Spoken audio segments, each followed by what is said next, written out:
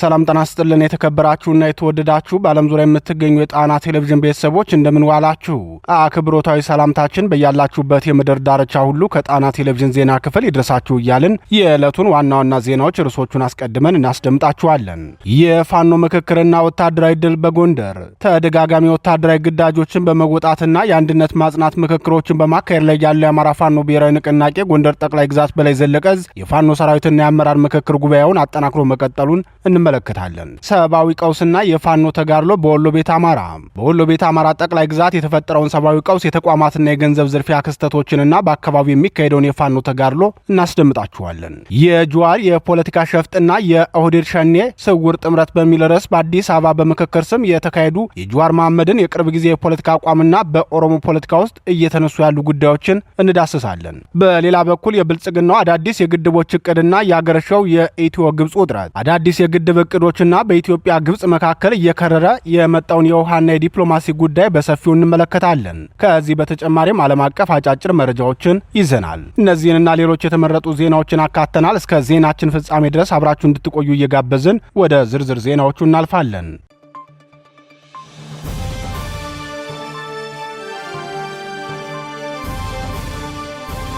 አዲስ አበባ ቀጣይ የቤት ዋጋ የሚጨምርበት አካባቢ የት እንደሆነ ያውቃሉ? ብስራተ ገብርኤል፣ ሳር ቤት፣ ሜክሲኮ፣ ተክለ ሃይማኖት ወይስ መገናኛ?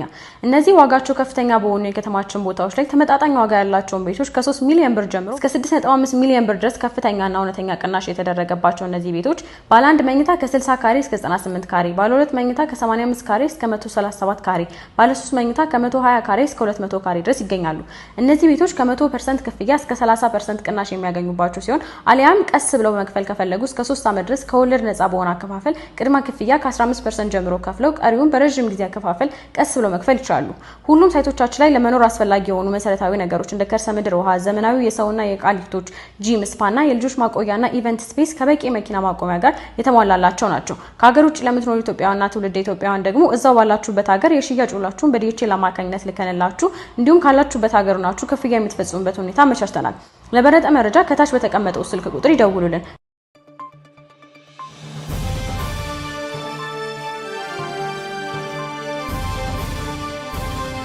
የፋኖ ምክክርና ወታደራዊ ድል በጎንደር ተደጋጋሚ ወታደራዊ ግዳጆችን በብቃት በመወጣትና የአንድነት ማጽናት ሙከራዎቹን ያካሄደ የሚገኘው የአማራ ፋኖ ብሔራዊ ንቅናቄ ጎንደር ጠቅላይ ግዛት በላይ ዘለቀ ዕዝ የፋኖ ሰራዊትና የአመራር ምክክር ጉባኤውን አጠናክሮ መቀጠሉ ታውቋል። የ202ኛ ኮር ግዙፉ በጌምድር ክፍለ ጦር ስር የሚገኘው ታሪካዊው አይሸሽም ብርጌድ ሰራዊት ምክክር አካሂዷል። የበጌምድር ክፍለ ጦር አይሸሽም ብርጌድ አመራሮች ጋር የተካሄደው ውይይት ወታደራዊና ስትራቴጂካዊ ላይ ትኩረት ያደረገ መሆኑን የጎንደር ጠቅላይ ግዛት በላይ ዘለቀ ዕዝ ህዝብ ግንኙነት መምሪያ አስታውቋል።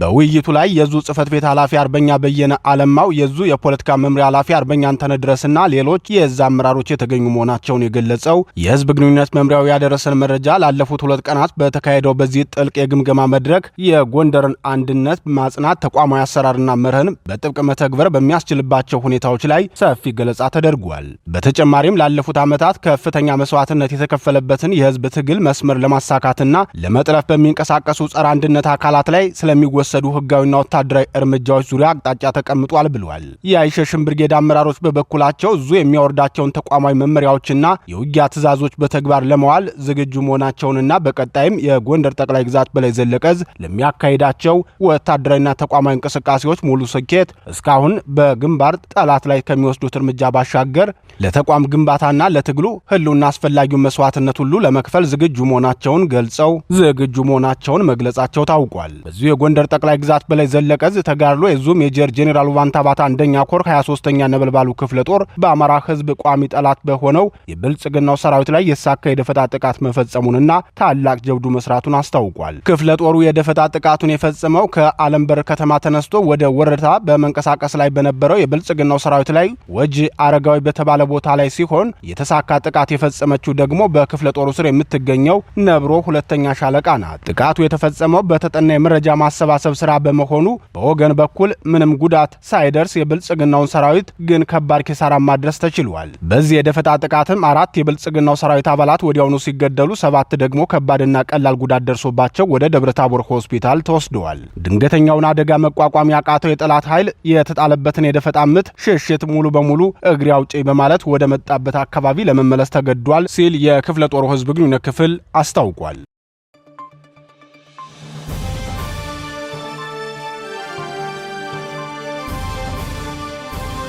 ሰብአዊ ቀውስና የፋኖ ተጋድሎ በወሎ ቤት አማራ።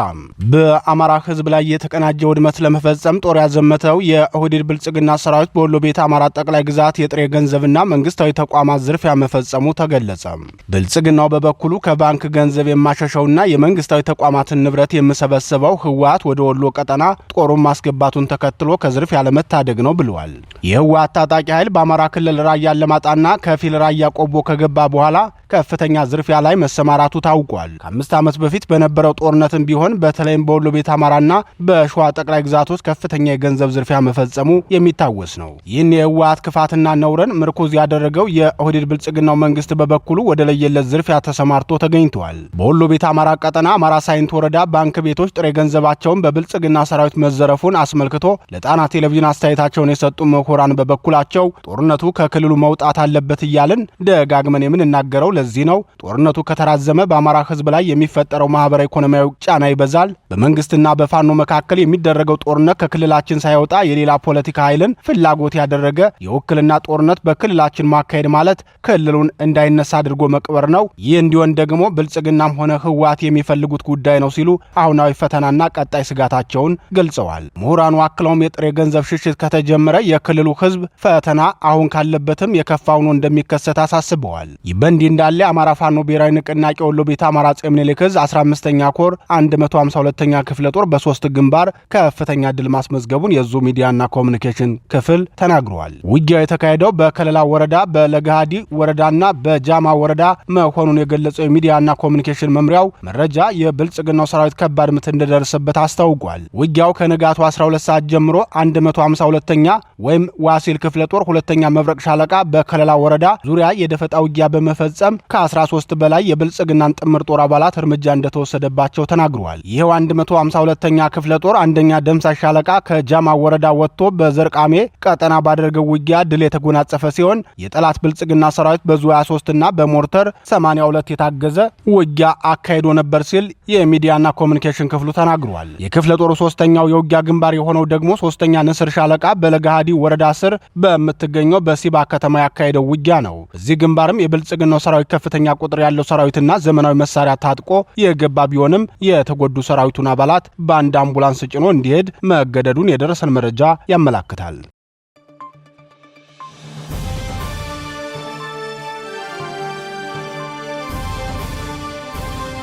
የጀዋር የፖለቲካ ሸፍጥና የኦህዴድ ብልጽግናው ስርዓት ሰሞንኛ ጉዳይ በተለይ ምክክር በሚል ስም አዲስ አበባ ላይ ያደረገ የፖለቲካ ውስልትና በስርዓቱና በሌሎች የኦሮሞ ፖለቲከኞችን ስውር ደባ ያጋለጠ ሆኗል። የብልጽግናው ሊቀመንበርና በዙሪያቸው የሰበሰቧቸውን የስርዓቱን ባለልዩ ተጠቃሚ ግለሰቦችን የብልጽግና ደሴት ነዋሪዎች የሚል ልዩ ስያሜ ያወጣላቸው ጀዋር መሐመድ በአዲስ አበባ ጉዳይ ግን በጥልያን ዘርዝረይ ብሎ መጥቷል። ጀዋር ራሱ ባደራጀው ሚዲያ ሳይቀር ቁጥር 1 የኦህዴድ ብልጽግና ስርዓት ጠባቂ የአማራ ህዝብ ቋሚ ጠላት ሆኖ ተከስቷል። የጀዋር መሐመድ የፖለቲካ ሸፍጥና የኦህዴድ ሸኔ ስውር ጥምረት እንዲሁም የቢዛሞ የአማራ መከራ ሲፈተሽ ምን እንደሚመስል ጥሩ ምስል የሚሰጠን የሰሞኑ የጀዋርና እሱ የመሰረተው ኦኤምኤን የሚሰኘው ሚዲያውን ተከታታይ እኩይ መንገዳቸውን ስንፈትሽ ነው። ራሱን የፖለቲካ መሐንዲስ ብሎ የሚጠራው ጀዋር መሐመድ በቅርቡ በወለጋ ያለውን ቀውስ፣ የንጹሐንን ግድያና የወለጋ ፋኖ አደረጃጀትን በተመለከተ ያቀረበው ሰፊ ትንታኔ የለበሰውን የፖለቲካ ካባ በሚገባ ገልጦ የሚያሳይ ሆኖ አግኝተነዋል። ትንታኔው ላዩን ሲታይ የስርዓቱን የደህንነት መዋቅር አጋላጭና እውነት የተናገረ ቢመስልም የጽሑፉ ዋና ዓላማ ግን ባለፉት ዓመታት በአማራው ላይ የደረሰውን አሳርና መከራ ሙሉ በሙሉ የካደ ገልብጦ ያቀረበና ለኦነጋውያን የፖለቲካ ትርክት ከለላ ለመስጠት የተሞከረበት የፖለቲካ ሸፍጥ ነው።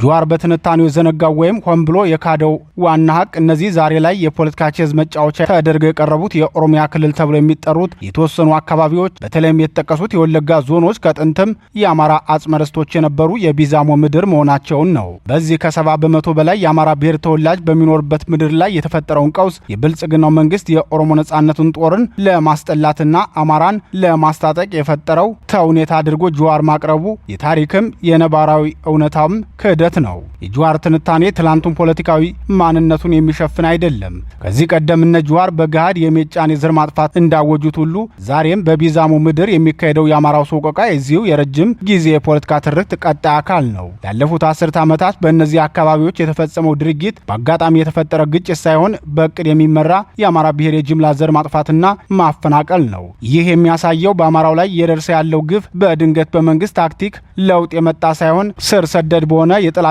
ትርክትና የዘር ማጽዳት አጀንዳ የሚመራ መሆኑን ነው። ጀዋር ብልጽግናን ከኦሮሞ ብሔርተኝነት ነጥሎ በሁለቱም ብሔሮች ላይ ሴራ እንደሚጎነጉን ገለልተኛ የጭቆና ማሽን አድርጎ ለማሳየት የሞከረበት መንገድ ደግሞ ሌላው ትልቅ ማሳሳቻ ነው። በተግባር መሬት ላይ ያለው እውነታ ግን አቶ ሽመልስ አብዲሳና የቅርብ ሰዎቻቸው ወይም ጅሪዎቹ አንድ እግራቸውን ኦህዴድ ብልጽግና ውስጥ ሌላኛውን እግራቸውን ደግሞ ኦነግ ሸኔ ላይ አድርገው በአማራው ላይ የዘመቱበት እውነታ ነው ያለው። የክልሉ መንግስት መዋቅር ለሸኔ ሎጂስቲክ መረጃና የፖለቲካ ሽፋን በመስጠት የአማራውን ዘር የማጽዳት ዓላማውን በህቡ ሲያስፈጽም ቆይቷል።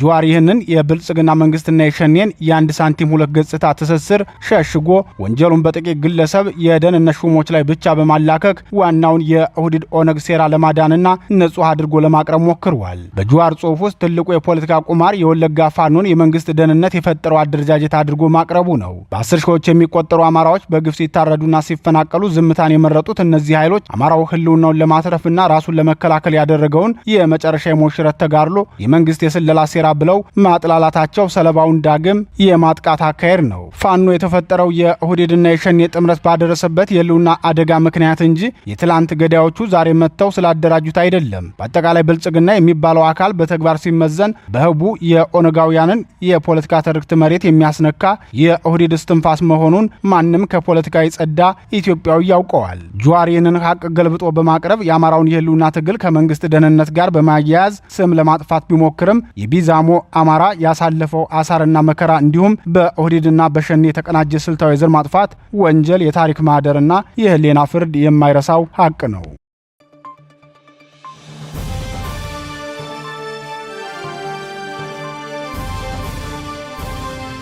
የብልጽግና መንግስት አዳዲስ ግድቦች እቅድና በድጋሚ ሀገረሸው ኢትዮ ግብጽ ውጥረት። ግብጽ ሰሞኑን ሌላ ወሬ የላትም። ሁሉም ሚዲያዎች ርዕሳቸው ኢትዮጵያ ብቻ ሆኗል። ዛቻና ማስፈራሪያውም በርትቷል። የብልጽግናው መንግስት በአባይ ወንዝ ላይ ተጨማሪ 3 የሃይድሮ ኤሌክትሪክ ማመንጫ ግድቦችን ለመገንባት ማቀዱን ተከትሎም በኢትዮጵያና በግብጽ መካከል ያለው የረዥም ጊዜ ጂኦፖለቲካ ውጥረት በድጋሚ አገርሽቷል። ዘጀሩሳሌም ፖስት ጋዜጣ ይዞት በወጣው ዝርዝር ትንታኔ መሰረት ይህ አዲስ አበባ ውጥረት የተፈጠረው ታላቁ የኢትዮጵያ ህዳሴ ግድብ በይፋ በተመረቀ ከ1 ዓመት ባነሰ ጊዜ ውስጥ ነው። ጉዳዩ ለግብጽ ብሔራዊ የውሃ ደህንነት ህልውና ጥያቄ ሲሆን ለኢትዮጵያ ደግሞ ከሉዓላዊነት ከኤሌክትሪክ ኃይል ማመንጫና ከኢኮኖሚ እድገት ጋር በጥብቅ የተቆራኘ ነው ብሏል ዘገባው። እንደ ዘገባው ከሆነ አሁን ላይ እየታየ ያለው የሁለቱ ሀገራት ፍጥጫ ከዚህ ቀደም የህዳሴው ግድብ ውዝግብ ከጀመረበት ጊዜም የተለየ ቀጠናዊ ገጽታ አለው። የአፍሪካ ቀንድ አሁን ላይ የአባይ ፖለቲካ በቀይ ባህር ላይ የባህር በር ባለቤት የመሆን ፍክክር፣ የወደብ እንዲሁም የመካከለኛው ምስራቅ አያሌ ሀገራት ፍላጎት የተሳሰረበት ፍክክር አውድማ ሆኗል። ግብጽ ከበርካታ የኢትዮጵያ ጎረቤቶች ጋር ያላትን ግንኙነት እያጠናከረ ሲሆን በሌላ በኩል ቱርክ፣ እስራኤል፣ ሳውዲ አረቢያና የተባበሩት አረብ ኤምሬቶች በሶማሊያ፣ በሶማሌላንድ፣ በሱዳን፣ በኤርትራና በኢትዮጵያ ያላቸውን የፖለቲካ የኢኮኖሚና የጸጥታ ተጽዕኖ እያሰፉ ይገኛሉ። የግብጽ ባለስልጣናት በጉዳዩ ላይ ጠንካራ መግለጫ በመስጠት ላይ ይገኛሉ። የግብጽ የውጭ ጉዳይ ሚኒስትር ባዳር አብደላቲ የታችኛውን ተፋሰስ ሀገራት የውሃ ፍሰት የሚገድብ ማንኛውም አዲስ የግድብ ግንባታ ካይሮ እንደማትቀበልና በዓለም አቀፍ ሕግ መሰረት ሕጋዊ የራስን የመከላከል መብት እንዳላትም አስጠንቅቀዋል። በተጨማሪም ስማቸው ያልተጠቀሰ አንድ የግብጽ ከፍተኛ ባለስልጣን ካይሮ የአባይን ውሃ ጥቅም ለማስጠበቅ የተለያዩ አማራጮች በእጇ ላይ እንዳሉ መናገራቸው ዘገባው ጠቅሷል። ግብጽ ለንጹህ መጠጥ ውሃ 85 በመቶ የሚሆነው ድርሻ የምታገኘው ከጥቁር አባይ ኢትዮጵያ ነው። በአንጻሩ አዲስ አበባ ጉዳዩን የምትመለከተው የፖለቲካና የሕግ መነጽር ፈጽሞ የተለየ ነው። በኢትዮጵያ የውጭ ጉዳይ ኢንስቲትዩት የናይል ሃይድሮፖለቲካ ከፍተኛ ተመራማሪ የሆኑት ዶክተር ጋሻው አይፈራም እንዳሉት ከሆነም ኢትዮጵያ በግዛቷ ውስጥ የሚመነጨው የውሃ ሀብት የማልማት የሉዓላዊነትና ህጋዊ መብት አላት። ኢትዮጵያ በግብርና ላይ የተመሰረተ ኢኮኖሚ ያላት በመሆኑም የምግብ ዋስትና ማረጋገጥና የኃይል አቅርቦት እጥረትን መቅረፍ ዋነኛ የህልውና ጉዳዮች ናቸው ሲሉ ያብራራሉ። ከዚህ ባሻገር በቅርቡ 6 የተፋሰሱ ሀገራት ያጸደቁት የናይል ወንዝ ተፋሰስ የትብብር ማዕቀፍ ስምምነት በስራ ላይ መዋሉ ጉዳዩ ህጋዊ መሰረት ያለው አድርጎታል። ግብጽና ሱዳን ግን የዚህ ስምምነት አካል አይደሉም። ውጥረቱ ከዋና ከግድብ ቴክኒካዊ ጉዳዮች አልፎ ወደ ቀጠናዊ ጸጥታ ሽርክናም ተዛምዷል። ግብጽ ከሶማሊያ ጋር በጸጥታ ስምምነት በመፈራረም ወታደራዊ እርዳታ ልካለች። ከኤርትራ ጋር ያላትን ወታደራዊ ትብብር ያሰፋች ሲሆን በጅቡቲ ወደቦች ልማት ላይ ለመሳተፍ ስምምነትም አድርጋለች። ተመራማሪው ዶክተር ጋሻው ይህንን የግብጽን እንቅስቃሴ በዲፕሎማሲያዊና ወታደራዊ መንገድ ኢትዮጵያን የማግለልና የመክበብ ስትራቴጂ አድርገው ይገልጹታል። በሌላ በኩል እስራኤል ለሶማሊላንድ እና መስጠቷ እንዲሁም ቱርክ፣ የተባበሩት አረብ ኤምሬትና ሳውዲ አረቢያ በቀጠናው ያላቸው ፍክክር የችግሩን አድማስ ይበልጥ አስፍተውታል ይላል ዘገባው። በመጨረሻም የፖለቲካ ተንታኞች እንደሚያስቀምጡት ከሆነም በኢትዮጵያና በግብጽ መካከል ቀጥተኛ የሆነ መደበኛ ጦርነት ይነሳል ተብሎ አይጠበቅም። ይልቁንም ዲፕሎማሲያዊ ጫናዎች፣ ስትራቴጂካዊ የቦታ አቀማመጥ ፍክክሮችና የእጅ አዙር ወይም ተወካዮች ጦርነት ሊኖር እንደሚችል ግን ይገመታል። በግብጽ የአሜሪካ ዩኒቨርሲቲ የፖለቲካ ሳይንስ የሆኑት ዶክተር ዋርሊ ካዚሃ እንደተናገሩት ከሆነ አሁን ያለው ፍጥጫ የቃላት ጦርነት ደረጃ ላይ ያለ ቢሆንም ወደ ከፋ ደረጃ የማደጉ በፊት ግን የዶናልድ ትራምፕ አስተዳደር ጉዳዩን ለማርገብና አደራዳሪ ሆነው ጣልቃ ሊገቡ የሚችሉበትም ሁኔታ እንዳለ ጠቁመዋል። አሁን ላይ በአባይ ወንዝ ዙሪያ ያሉ የእርስ በርስ የሚጋጩ ፍላጎቶች በቀጣይም ግጭት፣ ፍቅርና ትብብር ጎን ለጎን የሚጓዙበት ሁኔታ እንዲፈጠር አድርጎታል ይላሉ ተመራማሪው።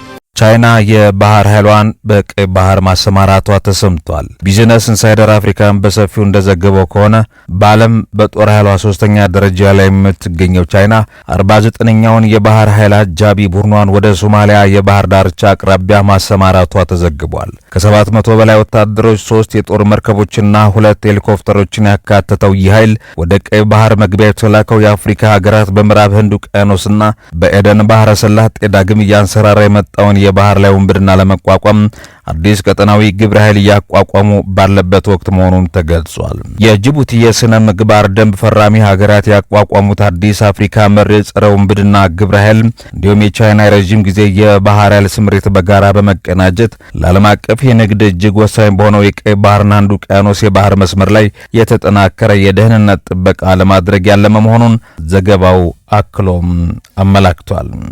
በአፍሪካ አህጉር የሚታይ ግጭቶችና ወረርሽኞች አሁንም አሳሳቢ ሁኔታ ላይ መድረሳቸውም ተዘግቧል። የሮይተርስ የምርመራ ቡድን ባወጣው ተከታታይ የምስል መረጃም የሱዳን ፈጥኖ ደጋፍ ሰጭም ታጣቂ ቡድን በአልፋሽካ ከተማ ሲቪሎችን በጅምላ ሲጨፈጭፍ የሚያሳይ ማስረጃዎችን ይፋ አድርጓል። በተጨማሪም ግጭቱ ከጎረቤት ሀገራት እያሳተፈና የምስራቅ አፍሪካን ቀውስ እያባባሰ መሆኑ ተገልጿል። በሌላ በኩል የዲሞክራቲክ ሪፐብሊክ ኮንጎም በአሰቃቂነቱ ሁለተኛ የሆነውን የኢቦላ ወረርሽኝ በከፍተኛ ፍጥነት እየተስፋፋ መሆኑን አልጀዚራ ዘግቧል። ክትባት ያልተገኘለት ይህ ወረርሽኝ እስካሁን ከ2000 በላይ ሰዎችን የገደለ ሲሆን በምስራቅ ኮንጎ ያለው የእርስ በርስ ግጭት የሕክምና እርዳታም እንዳይደርስ እንቅፋት ሆኗል ነው የተባለው።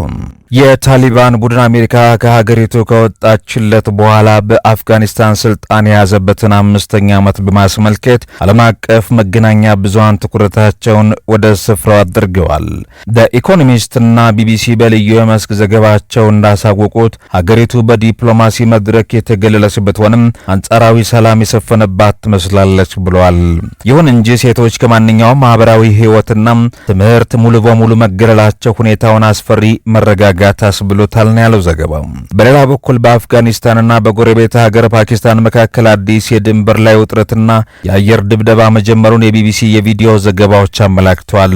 በመካከለኛው ምስራቅ ቀውስ አሜሪካ በኢራን ወደቦች ላይ የጣለችውን የባህር ላይ እገዳም የኢራን ኢኮኖሚ እያሽመደመደ እንደሚገኝ አልጀዚራ ልዩ ዘገባ አጋልጧል። የነዳጅ ዋጋ በከፍተኛ ሁኔታ ማሻቀቡን፣ የኢራን መንግስት ፋብሪካዎች መውደማቸው ምክንያት ታክስ መሰብሰብ አቅቶት በከፍተኛ የገንዘብ እጥረት ውጥረት ውስጥም መውደቁ ተዘግቧል። በተያያዘ ዜና እስራኤል በጋዛ የፈጸመችውን የጦር ወንጀል ማስረጃ ለማጥፋት በማሰብ በሚሊዮን የሚቆጠር ቶን የህንፃዎችን ፍርስራሾች ከነሰዎች አስከሬን እያወጣች መሆኑን የሰብአዊ መብት ተሟጋቾች ዋቢ በማድረግ አልጀዚራ በምርመራ ዘገባው ይፋ አድርጓል። በዓለም አቀፍ የዲፕሎማሲ መድረክ አሜሪካ በዓለም አቀፍ የወንጀለኞች ፍርድ ቤት አይሲሲ ፕሬዝዳንት ቶሞኮ አካኒ ላይ የጣለችውን ማዕቀብ ተከትሎ የተፈጠረው ዓለም አቀፍ ውዝግብ ሮይተርስ በሰፊው ዘግቦታል።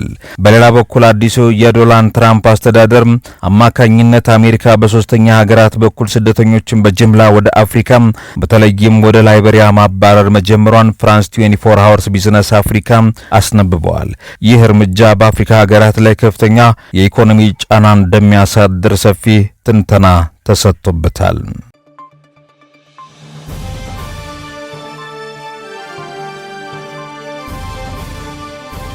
ክቡራትና ክቡራን የጣና ቴሌቪዥን አድማጭ ተመልካቾቻችን የሰዓቱ ዜናችን የተከታተላችሁትን ይመስል ነበር። ምርጫችሁ ስለምታደርጉን ከልብ እናመሰግናለን። በዚሁ ተሰናበትን። ጤና ይስጥልን።